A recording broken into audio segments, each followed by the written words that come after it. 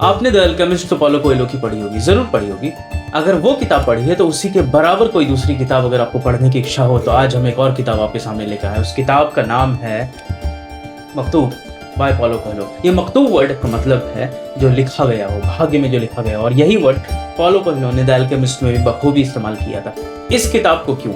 ये किताब इसलिए भी ज़रूरी है क्योंकि आपको अगर जल्दीबाजी में भागती दौड़ती दुनिया में कुछ बहुत ज़्यादा इंस्पिरेशनल चीज़ें पढ़नी हो तो ये किताब उसके लिए है। ये किताब कोई ऐसा नहीं कि सेल्फ हेल्प बुक जैसे हम पढ़ते हैं कि आप ये करें तो आपके साथ ऐसा हो जाएगा। ये एक पैराबल्स है, ऐसी कहानियों का संग्रह है, ऐसी कहानियों को इसमें लाया गया है जो बहुत विजडम रखती है, बहुत ज़्यादा आपको सोचने पे मजबूर करती है। लेकिन ये कहानियाँ इतनी छोटी छोटी है कि एक पेज में भी खत्म हो सकती है, आधी पेज में भी खत्म हो सकती है। ये बुक दरअसल 1994 में आई थी। पॉलो कोएल्हो और उसके मास्टर्स में जो उनके गुरु थे उनके बीच में जो बातचीत थी उसको लेकर एक छोटे छोटे कहानियों के रूप में हर पेज में एक एक छोटी कहानियां डाली गई है जो आपको रोकती है और सोचने पे मजबूर करती है। जैसे मसलन एक कहानी अगर मैं बताऊं तो इसमें दिया गया है कि एक इंसान था, वो एक गुरु के पास जाता है, जैन गुरु के पास। वो उससे कहता है कि मैं इनलाइटनमेंट के करीब पहुंच चुका हूं, अब अगला स्टेप मेरा क्या होगा, मैं बस इनलाइटनमेंट पा लेना चाहता हूँ। तो वो गुरु से कहते हैं कि आप एक काम करें, आप सूरज की तरफ मुंह करके कुछ देर खड़े रहें। 2 मिनट के बाद जब उसकी निगाहें हटती है वहां से, कहता है अब आप अपने आसपास के लोगों को देखें, मगर वो देख नहीं सकता क्योंकि उसकी आंखें इतनी ज्यादा सूरज की रोशनी से अंधी हो जाती है कि उसे आसपास कुछ भी दिखाई नहीं देता।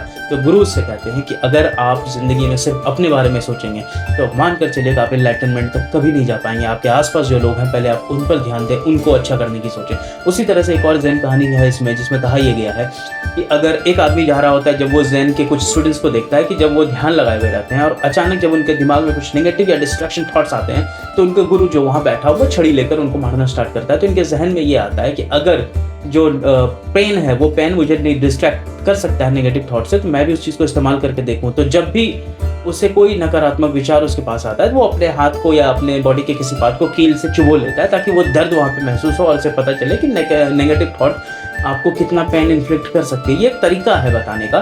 धीरे धीरे करके इसी तरह कहानियाँ आगे बढ़ती चली जाती है और आपको हर कहानी में एक नया कुछ लेसन सीखने मिलता है, जानने मिलता है। इस किताब को पढ़ना इसलिए भी ज़रूरी है क्योंकि सेल्फ हेल्प बुक तो हम सभी पढ़ते हैं, आपको बताया जाता है आप ये कर लें ऐसा हो जाएगा, मगर एक जो विजडम है वो विजडम कैसे आती है, कहाँ से आती है, क्या करने पे आती है, क्या सुनने पे आती है, अगर वो जानना हो ये किताब। ऐसी हज़ारों कहानियां हैं मौजूद, मैं मानता हूँ, लेकिन जो शॉर्ट स्टोरीज हैं आपको बहुत जगह वो देखने या सुनने नहीं मिलती है। इस किताब में वो ज़रूर देखने मिल सकती है।